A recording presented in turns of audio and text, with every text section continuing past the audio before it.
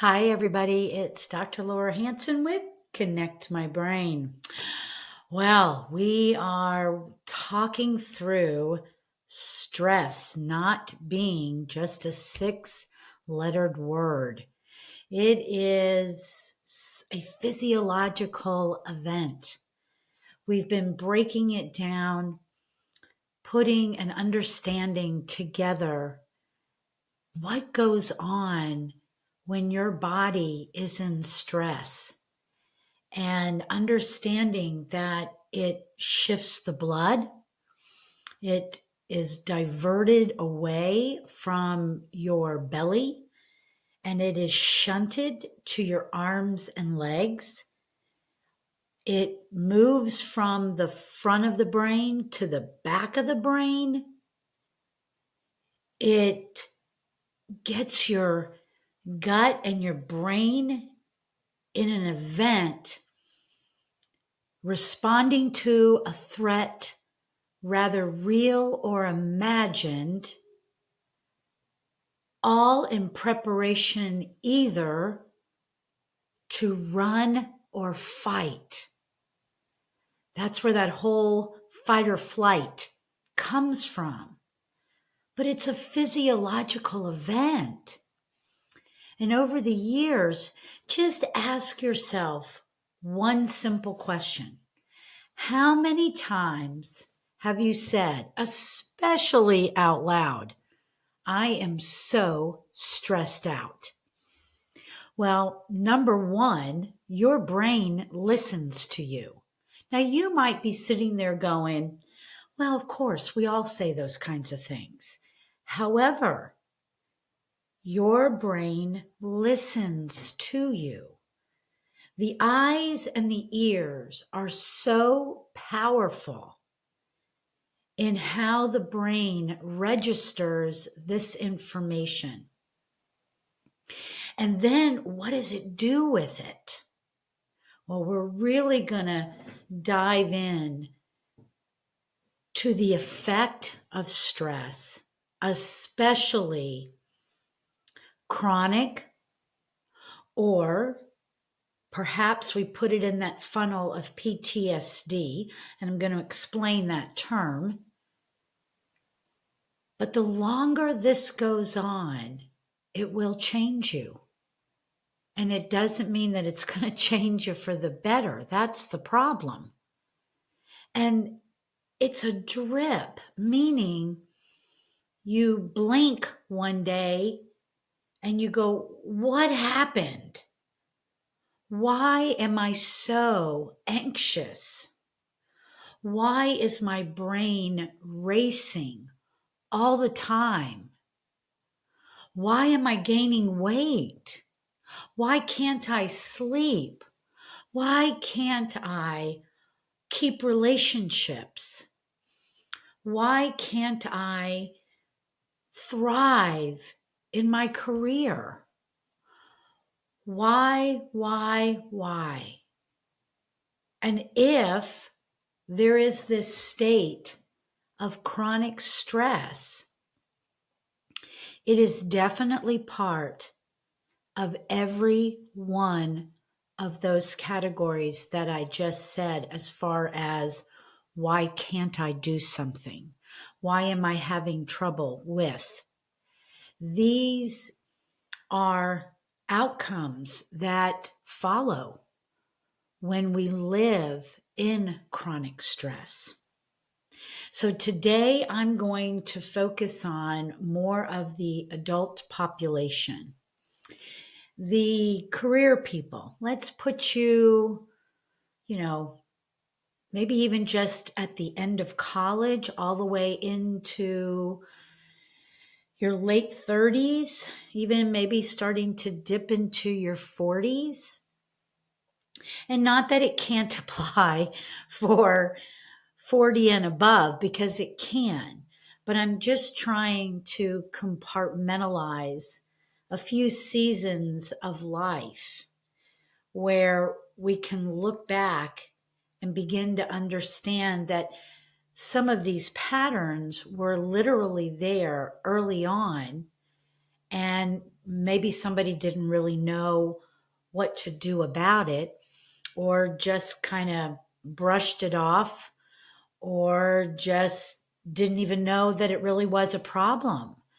So before we get into trying to create our little timeline, let's define the difference between acute stress and chronic stress, because some stress is very, very necessary for these human bodies to get stronger. Just take it in the realm of working out. You are stressing the muscle.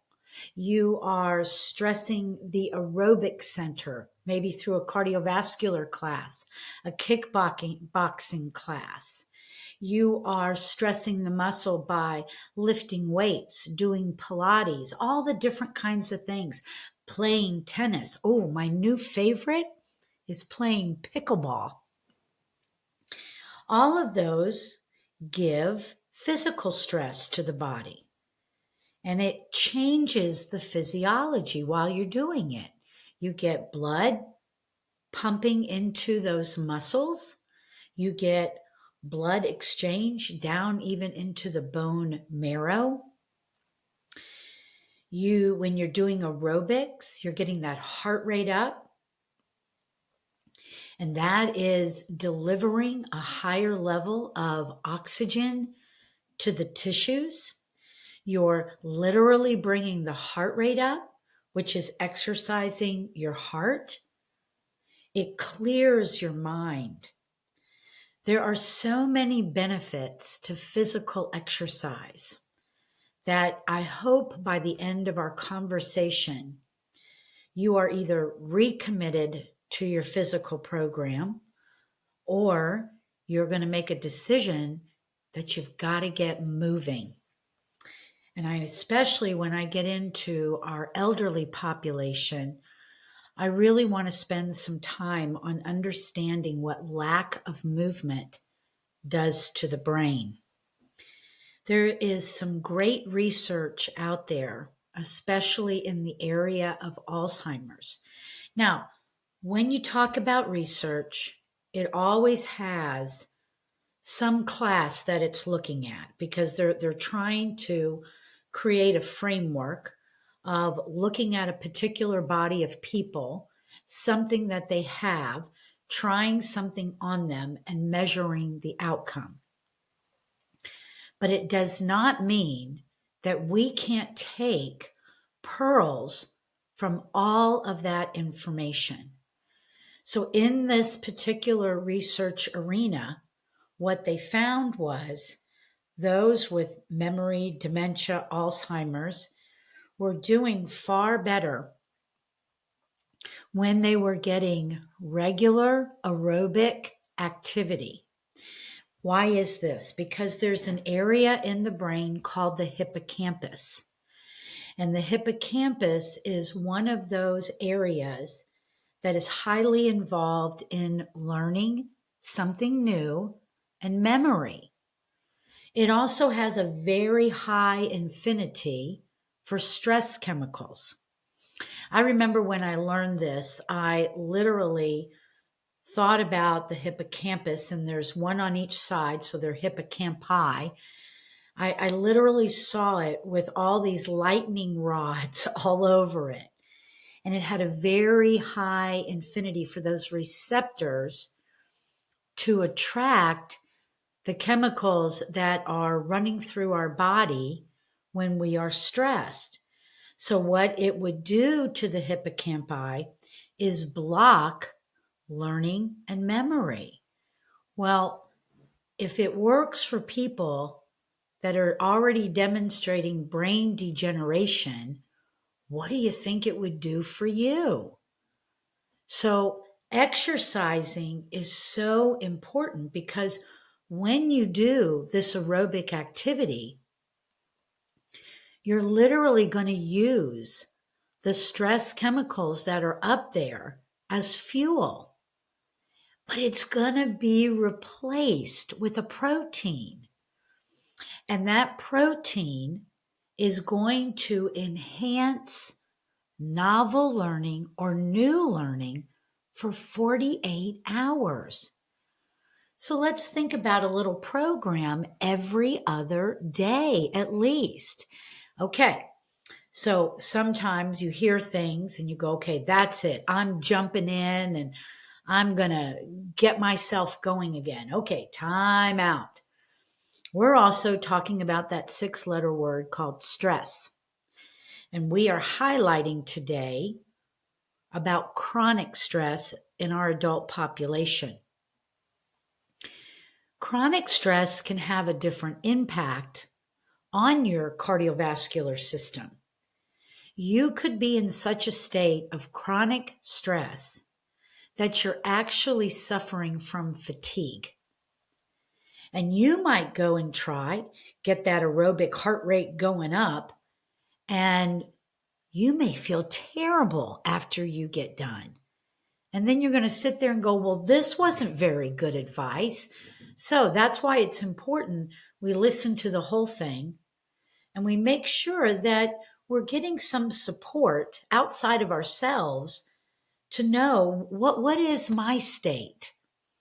Am I in a good state in order to begin this kind of effort on my body? So that's some of the things that we talk about when we come together, services that we offer here at Connect My Brain. So number one, we do a stress test evaluation, and it will literally show me if you're in a chronic stress pattern or not.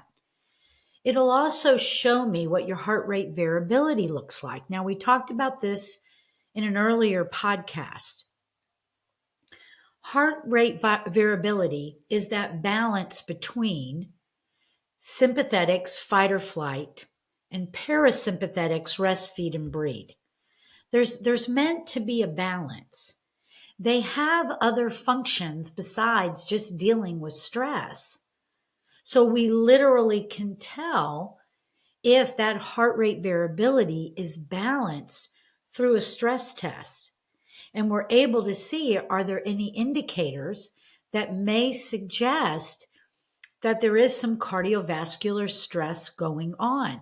And heart rate variability testing is literally a gold standard in evaluating not only chronic stress, but the balance in what we call the autonomic nervous system, which is the main topic that includes sympathetics and parasympathetics. And it's combining the breath and the heart and making sure that there is balance. Both of those are well needed when it comes to exercise. You also want to know how to get your own target heart rate. That is 220 minus your age. And then if you haven't worked out in a while, you want to start with lower percentages. So maybe get 45 to 55% of your target heart rate. And then you've got to measure it with physical activity so that you can know, are you within range, a safe range to get you started? This is why it's so important if you either connect with somebody like me or connect with me or somebody like me that can give you some kind of an assessment to tell you this is where your heart state is, so that everything that you do is always safe. Because while exercise is very beneficial, if a person is in chronic stress and they just jump into another program, we're adding more stress to the equation, okay? So we have to do everything in balance. We have to be smart. We have to make sure that our state of health can handle whatever it is that we're going to set out to do. And if you haven't exercised in a while, starting off easy, just get yourself at least walking. Start with a couple of times a week and then build from there. We don't create Rome overnight. It has to be something we meet a person where they are and then allow their body to move along so that we don't add more stress to our body. So that part alone is just the physical part about putting good stress on your body. but being aware that if you are in a chronic stress pattern, that you're doing it smartly. Okay? Now that's mechanical stress, that physicality. What about mental stress? What about if you're somebody like me running a practice and trying to make sure that everything is okay? Wonder if you're a CEO of a business. Wonder if you're the CEO of your family and all the different cognitive things that go on. Cognitive stress is something too. It's very interesting. In the stress response test that we do, there's actually a cognitive challenge so that we can even see what category is the stress really tipping your bucket. We can all handle things, and we things get in our bucket and we still move on. Maybe we go to bed early one night and it kind of lowers the threshold in that bucket. Maybe you take pain relievers and it lowers the threshold in your bucket. Maybe you do other things that lower the threshold in your bucket. And then all of a sudden, there's one more thing and it tips the bucket. So the bucket can only get so full. So it's very important to be aware of where is the stress coming from and what are you doing about it? Are you just mowing through it? Or are you taking a step back and doing a little bit of evaluation? Because the first step in ever changing anything is the awareness. Are you aware of your health state? The third area that you have to consider is chemical. What's going on inside of your body? How much energy do you actually have? Are you eating well? How do you know you're eating well? What are you eating? Have you ever looked at the ingredients? What are you taking in addition to eating a meal? Are you on medications? Are you taking a ton of supplements? Are you taking a probiotic every single day of your life? There's certain things that they definitely have very positive effects, but they're really not meant to be taken all the time. If you take a probiotic all the time, you're literally telling your brain that it does not need to colonize for itself. But working with someone, getting a little bit of guidance, there's a couple of times a year that you put your body through a fabulous little protocol, and probiotics can be part of it. Now we're training our body how to work the way that it's innately designed to work. So stress can come from mechanics, it can come from chemistry, and it can come from not only cognitive, but your thought life. What's running around up here?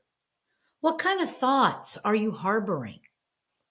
Do you wake up in the morning and just start the ruminating all over again and put yourself down? Those are going to have a very devastating effect as well.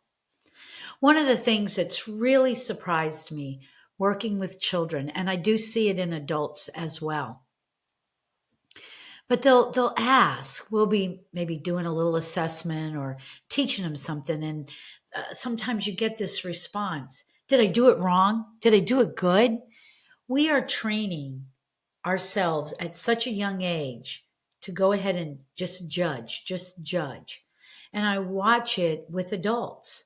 They're never celebrating the things that they're doing right, but boy, are they emphasizing the things that they feel like they do wrong. And remember, I started the podcast talking about your brain can hear you. It isn't enough to just think great thoughts and positive things about yourself, but it's important to encourage yourself because your brain listens. So let's kind of shift a little bit and go more into some of this PTSD, anxiety, etc. So first of all, PTSD was first really found through our military, our people of service, I should say. And first of all, we owe them a debt of gratitude.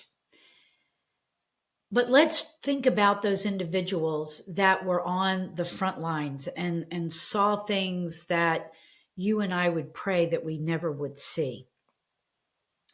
And what happens is that the threat and the event is so great, and the emotional charge is so great that it is deeply embedded into an area of the brain called the amygdala. And now the amygdala wants to protect you, because one of the very first things that we learned, and this was also in another podcast, is we have to know how to survive. And it's actually the first thing that's ever programmed into a new baby in the womb. So these associations are made. Maybe it is gunfire, maybe it is a bomb, maybe it is the sight of children being injured, or a woman being mistreated, or your best friend being taken apart right in front of you. I mean, things that are very, very difficult. And it is embedded into the brain. And then that chronicity, how long did it go on for? And then once they're relieved from duty and they're trying to bring their lives back into what we will call typical community, they are very reactive to anything closely associated to what they experienced, even if it isn't real, even if it is not the same. Maybe it's just a car backfiring. But what happens to the individual, the amygdala is hijacked. And the amygdala has seen things, heard things, part of, or being part of things. And let's think of them as being coded in the brain.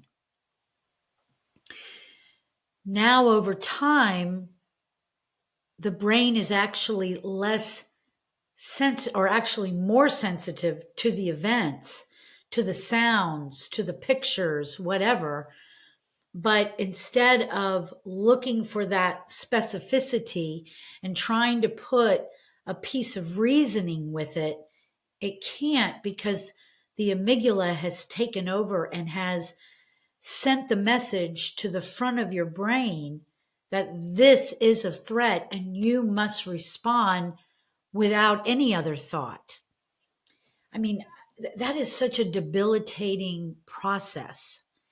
And there are so many people doing great work in this area to help our service people. Not enough, but this is an area that we now, just like I was talking about with a piece of research, we can also bring this into the arena for everybody. Because some people really have seen some things that they should have never seen. Some people have experienced things that they never should have experienced. And the same events are going on inside of their minds. It's interesting when adult patients come to the office, they're typically giving a chief complaint of anxiety, depression, insomnia, racy mind, issues like that. But as we work through neurofeedback, and many of them are either on medication and or seeing a counselor, psychiatrist, which is part of the healing process. But when you pull neurofeedback into the equation, you're not just simply talking about it, medicating it, you're literally reprogramming how those neurons are going to communicate through the power of neurofeedback. So whatever it is a person is going through, it literally is going to manifest in a certain state in the brain. And it's typically going to demonstrate either an over aroused brain or an under-aroused brain.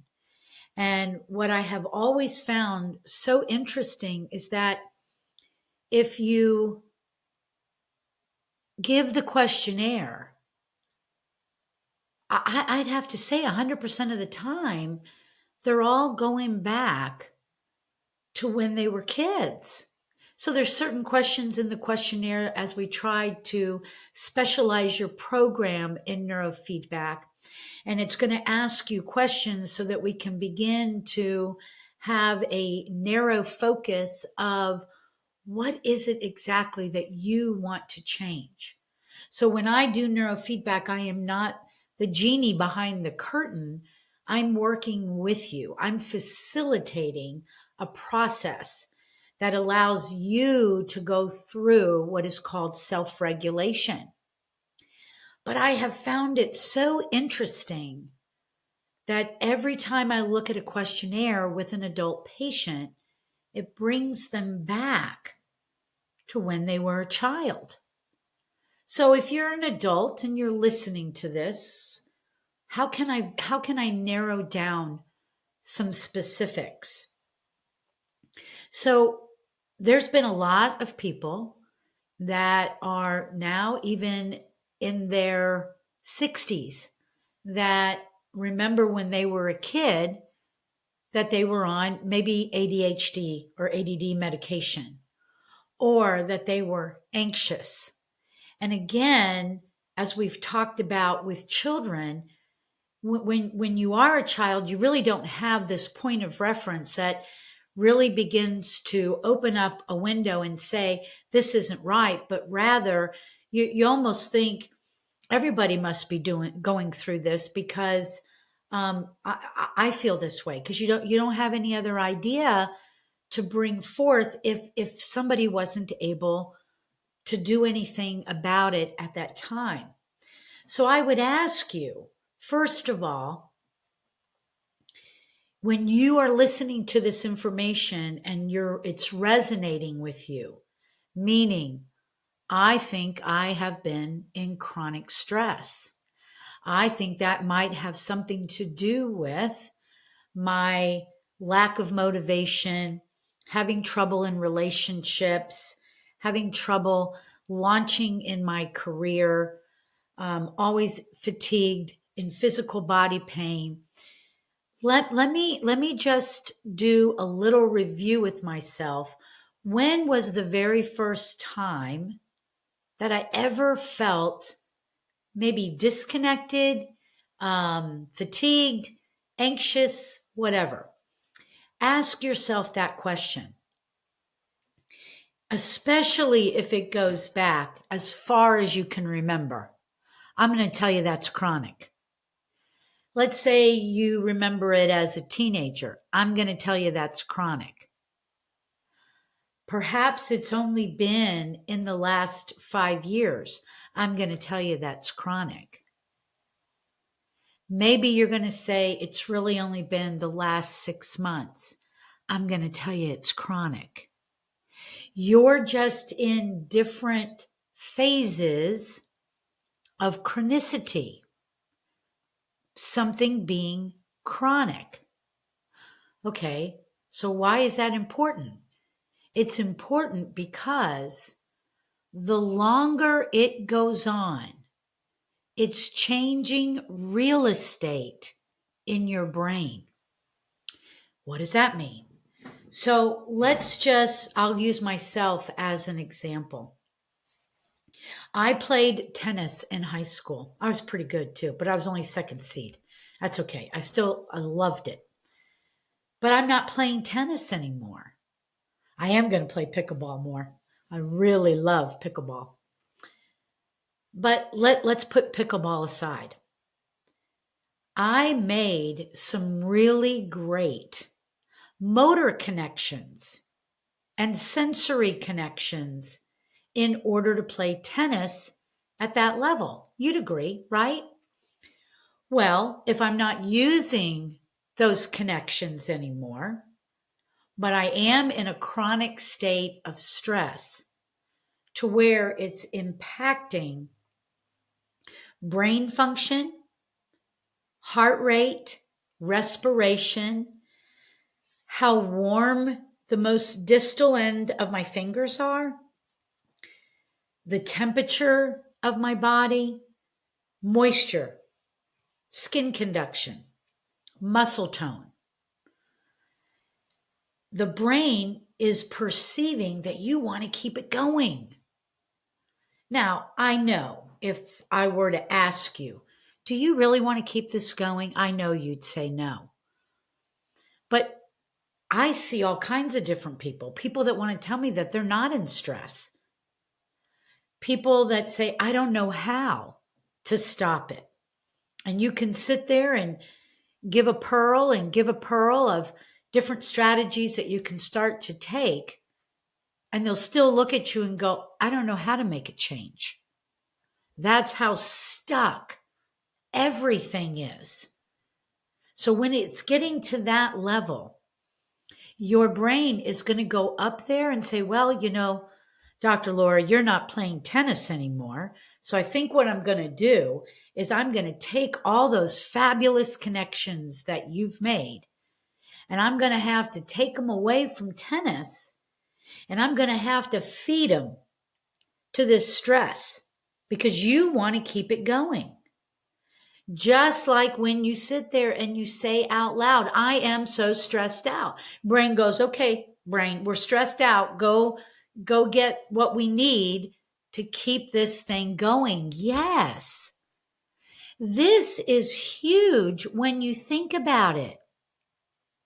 And this will lead us into our next podcast as it relates to degenerative changes in the brain.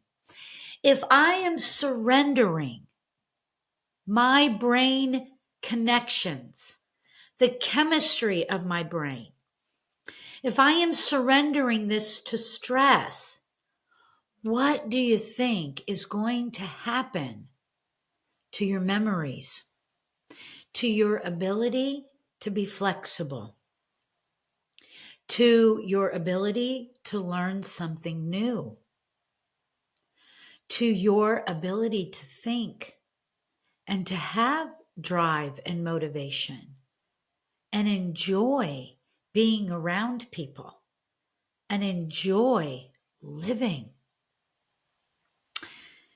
Get this image in your mind. Have you ever looked at an elderly person and somebody might ask them, could you turn your head to your right? And their whole body turns. They can't separate the head from the body. They are moving back on that continuum of life to where that's where babies were when they were first made. This homologous pattern of movement, meaning just the whole body moves, but certainly not as flexible and jiggly as a little baby, but more rigid, not flexible, not happy, not wanting to do anything. We've got to keep the flexibility of our mind. We have to stay sharp. We have to keep our eyes open, our ears open, and we have to tune in what is going on inside. And if I'm just going to constantly go around saying I am so stressed out, you're going to stay stressed. You're not going to move into the direction that you really want to move into because you're changing the architect of your brain. So if we go back to thinking about exercise, have to do it safely. That's always the way. But when you do exercise in the presence of oxygen, so that's aerobic activity, getting your heart rate up within your target heart rate, within safe percentages, and you allow your body to become more restored, you can create new neurons. We can change these brains at any age, but we've got to get started. If you've been wondering if you're in a chronic stress pattern, then you need to come to Connect My Brain. We can do a stress response test. And if you're not in this area, I know other people that do stress response tests too. Feel free to reach out, because having that awareness, seeing where you are, is so valuable in the motivation to get you going in a great direction. And it's within your reach, it's within your power. We got to step off that hamster wheel, because the hamster doesn't really get anywhere, right? We got to change the pattern all the way around, and you can. At Connect My Brain, we have a 3-tier approach. We look at mechanical, we look at chemical, we look at the brain, because that is how the body works. And when you bring that system to life within yourself, your body begins to change in such a positive direction. My son took me to play pickleball a few weeks ago. Had a time of my life. That surge of aerobics that I was able to accomplish, I felt different for 2 solid days. Remember what I told you. When you get that aerobic power going, there's a protein that is excreted in the brain that enhances novel learning for 48 hours. That's that 2 days. It's within your reach, and it's time to make it happen. Feel free to reach out. Go check out the website, connectmybrain.com. If you want to set up a call, put your information in right on the website.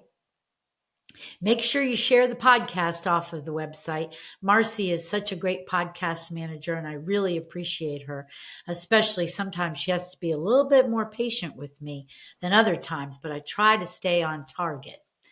But check it out, share, send me some information about yourself, and especially tell me, when are you available?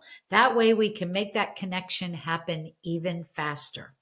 You're welcome to call the office, 678-501-5172. Thanks for tuning in. The next one, we're going to take a look at our seniors and what is happening to them. But I'm telling you, you can't wait until you're a senior. You gotta redo the terrain now so that you can have amazing golden years. Thanks for tuning in, and be blessed.